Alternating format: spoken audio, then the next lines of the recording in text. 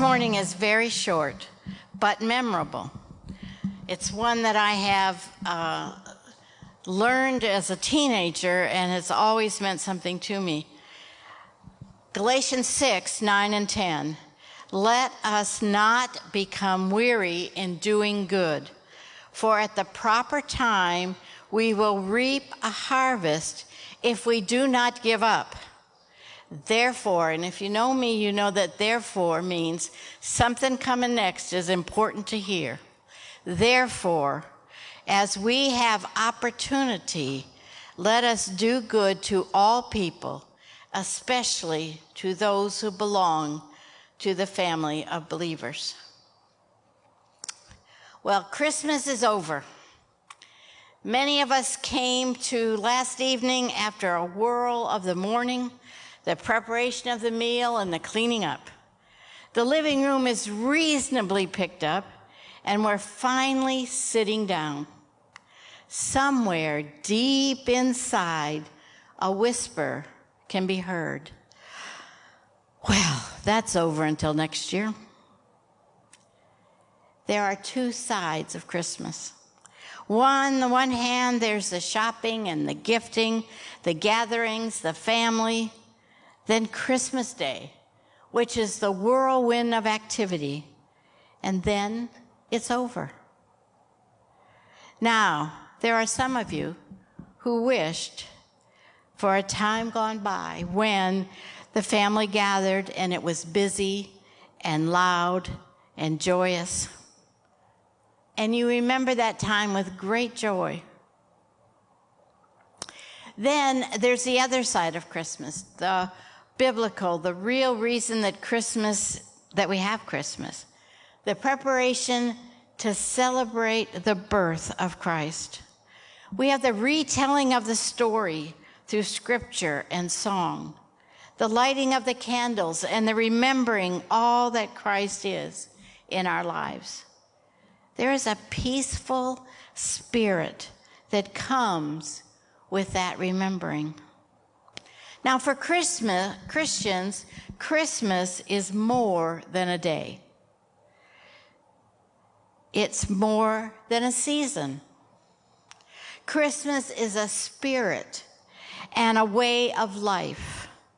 The gifts of Christmas, love, joy, peace, hope, a generous spirit, are among the things we learn from the Christmas story. So I want you to hear a story today about a Christmas miracle. Jonathan Toomey lived in a village, and the children didn't call him that. They always called him Mr. Gloomy, because he grumbled and he mumbled and he griped about everything. The church bells were too loud. The birds sang too shrilly. The children played too loud. Everything was wrong with everything. But he wasn't always that way, and the children didn't know that. Because a time ago, he was happy and young and full of love. He had a wife and a young child, and everything was right with the world. And then his wife and child became ill. Now, this was the days when we didn't have the medicine and the doctors and the hospital readily, and they died 3 days apart. Well, Jonathan gathered all of his belongings and put them in a truck, a trailer, and then he drove around till the tears quit. And then he settled into a little cottage on the edge of the village, and he was a wood carver. Some said he was the best in the whole region. But he sat there and just did his carving day in and day out. And he had lived a very simple life. One day, there was a knock at his door. Well, somebody was interrupting him, so he grumbled and mumbled his way all the way to the door. And standing at the door was the widow McDowell and her son Thomas. And she looked at him, she said, "Mr. Toomey?" He said, "That's me. I would like for you to make a set of figures, Christmas figures. My grandfather had carved me a set, and they're very precious to me, but in the move, they were lost. And I was wondering if you could do that." He said, "Well, tell me about them." She said, "Well, there were 2 sheep." And Thomas piped up and said, "They were curly sheep." And she said, "There was a cow, and there were wise men." Thomas said 3, Mary and Joseph and the baby. And he said, "I can do that." She said, "Will it be ready for Christmas?" He said, "It'll be ready when it's ready." And they went away. And he got out his sketch paper and his charcoal and began to think about the characters. A couple of days later, there was a knock on his door, and somebody's interrupting him again. And he mumbled and he grumbled and griped, going to the door. And standing at the door was the widow McDowell and Thomas. And she said, "He's been begging me to bring him back because he wants to watch you as you carve. He thinks he would like to be a wood carver someday." And Thomas piped up and he said, "I'll be quiet. I won't move around. I'll just watch." So he let them in, and they came in. And Thomas sat on the stool next to him. And the widow McDowell got out her knitting and went to sit in the rocking chair that was on the other side of the room. And Jonathan looked up and said, "Don't sit there. Nobody sits there." Well, that startled her a little, but she went and sat in the straight back chair by the fire and started to knit.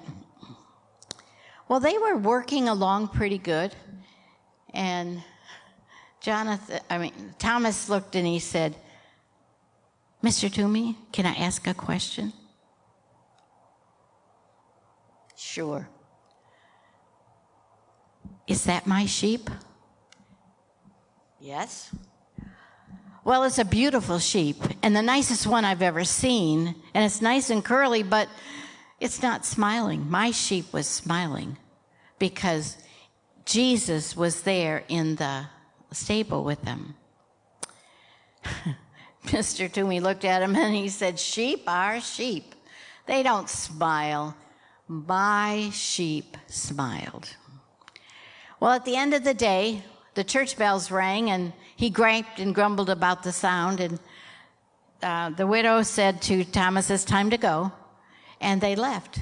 And Mr. Toomey got some cornbread that she had brought that morning, and he had that and boiled potatoes for dinner.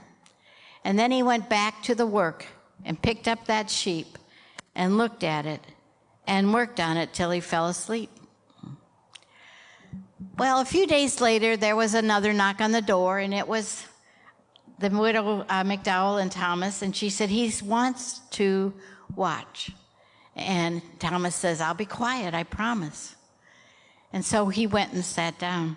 And so they were working. She had brought raisin buns that day. And so they had some tea and raisin buns. And they were sitting there, and he was working. And Thomas said, "Mr. Toomey, may I ask a question?" "Sure." "Is that my cow?" "Yes, it is." "Well, it's a beautiful cow and the nicest cow I've ever seen, but my cow looked proud because Jesus had come and stayed in his barn." Mr. Toomey looked at him and he said, "Cows don't look proud. Cows are cows." Thomas said, "My cow looked proud." Well, they left that day, and he had the raisin buns and potatoes and went back to his carving, and he looked at this cow and started working on the cow till he fell asleep. Well, the next time that Thomas came and they knocked on the door, Mr. Toomey straightened his hair and brushed some things out of his beard before he walked to the door. And he let them in, And today she had brought molasses cookies. And they sat down, and he said to, Mr. Toomey said to Thomas, "Now I'm getting ready to do the wise men. Do you want to tell me what I'm going to do wrong first?" And he said, "Well, my wise men were dressed in beautiful robes with all kinds of decoration." And Mr. Toomey said, "Okay." And he started working. Well, about partway through the day, Thomas said, "Mr. Toomey, can I ask a question?" He said, "Yes." And he said, "Will you teach me how to carve?"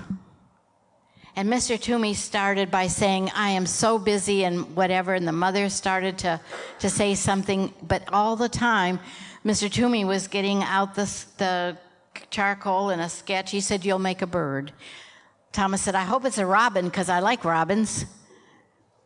And he sketched it out, and Mr. Toomey helped him to hold the knife right and to begin to lop off the places to make the wings of the bird.